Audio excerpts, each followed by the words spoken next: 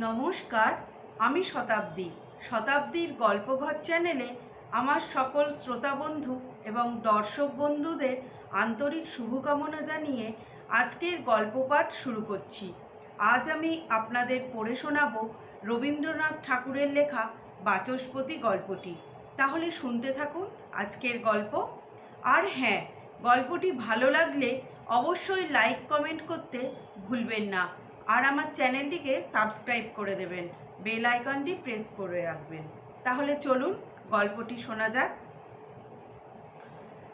দাদামশাই, তুমি তোমার চারদিকে যেসব পাগলের দল জমিয়েছিলে, গুণ হিসেব করে তাদের বুঝি সব নম্বর দিয়ে রেখেছিলে? হ্যাঁ, তা করতে হয়েছে বই কি, কম তো জমেনি। তোমার পয়লা নম্বর ছিলেন বাচস্পতি মশাই। তাকে আমার ভারী মজা লাগে। আমার শুধু মজা লাগে না, আশ্চর্যও লাগে। কারণ বলি, কবিতা লিখে থাকি।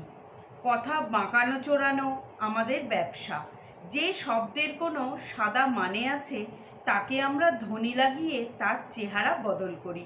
সে এক রকমের জাদুবিদ্যা বললেই হয়। কাজটা সহজ নয়।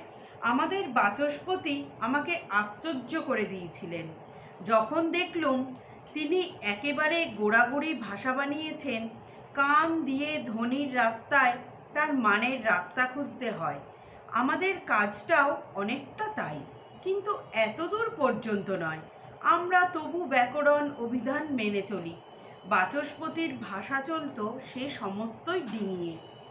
শুনলে মনে হতো যেন কি একটি মানে আছে। মানে ছিল বই কি, কিন্তু সেটা কানের সঙ্গে ধ্বনি মিলিয়ে আন্দাজ করতে হতো। আমার অদ্ভুত রত্নাকর সভার প্রধান পণ্ডিত ছিলেন বাচস্পতি মশাই। প্রথম বয়সে পড়াশোনা করেছিলেন বিস্তর, তাতে মনের তলা পর্যন্ত গিয়েছিল ঘুলিয়ে। হঠাৎ এক সময়ে তার মনে হলো ভাষার শব্দগুলো চলে অভিধানের আঁচল ধরে। এই গোলামি ঘটেছে ভাষার কলিযুগে।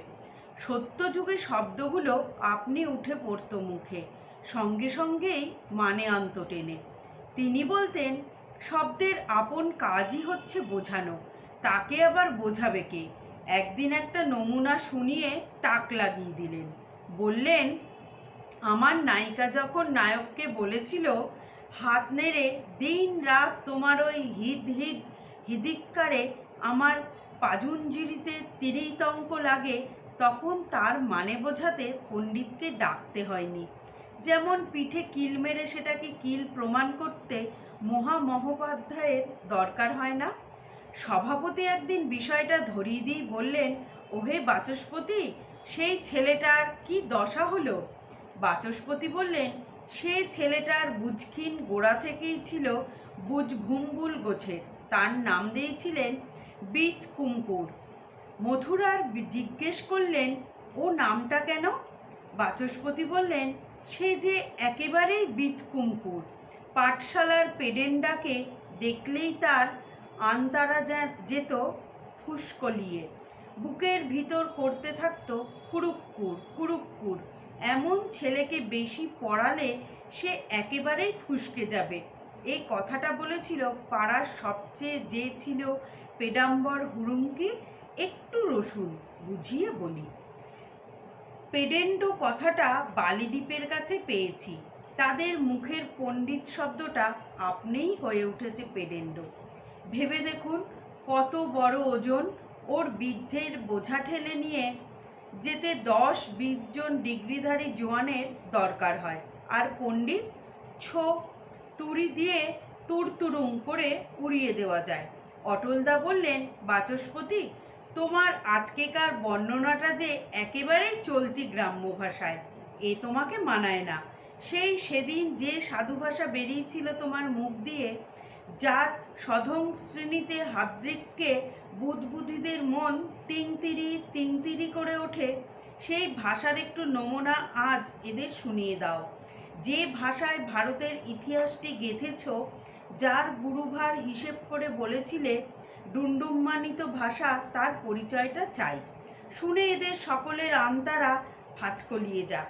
বাচস্পতি মশাই শুরু করলেন, সম্রাট সমুদ্রগুপ্তের ক্রেঙ্কটা কৃষ্ট তরিত তম্মন্ত পর্যুগাসন উত্থিত।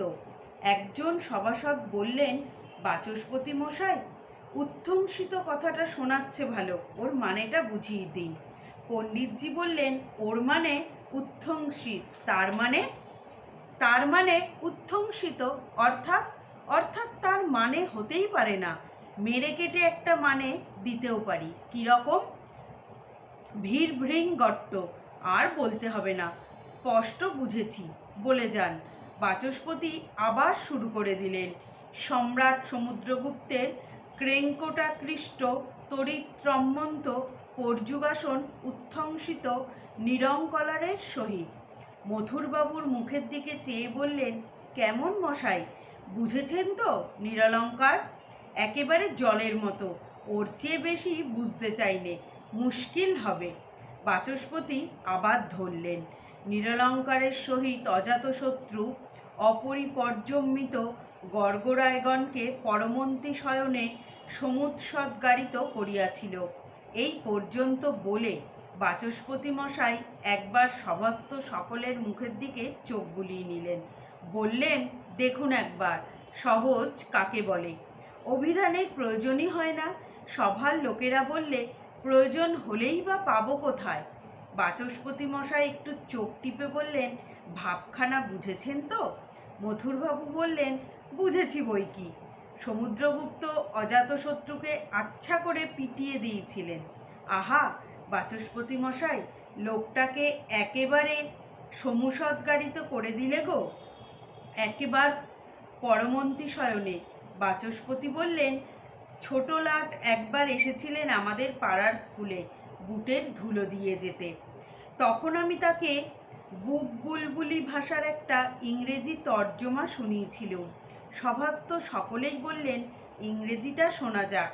বাচস্পতি পড়ে গেলেন, দি হাব্বা ফ্লুয়াস ইনফ্যাচুয়েশন অব আকবর ডরমেন্ডিক্যালি ল্যাসেটাইজার দ্য গর্বেন্ডিজম অফ হুমায়ুন। শুনে ছোটলাট একেবারে টরেটম বনে গিয়েছিলেন। মুখ হয়েছিল চাপা হাসিতে ফুসকাইত। হেড পেডেন্ডোর টিকির চারধারে ভেরেন্ডম লেগে গেল। সেক্রেটারি চৌকি থেকে তরতং করে উৎখিয়ে উঠলেন। ছেলেগুলোর উজবুম্বুখ ফুরফুরমি দেখে মনে হলো তারা যেন সব ফিরিচুসের একেবারে চিকচাক আমদানি। গতিক দেখে আমি চংচটকা দিলুম।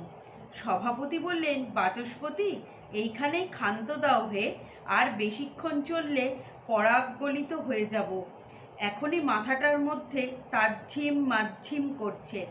বাচস্পতি আর কিছুদিন বেঁচে থাকলে সভাপতির ভাষা এতদিনে ওদের মুখ বুদবুদি শব্দে রঝম গঝম করে উঠত। নমস্কার বন্ধুরা।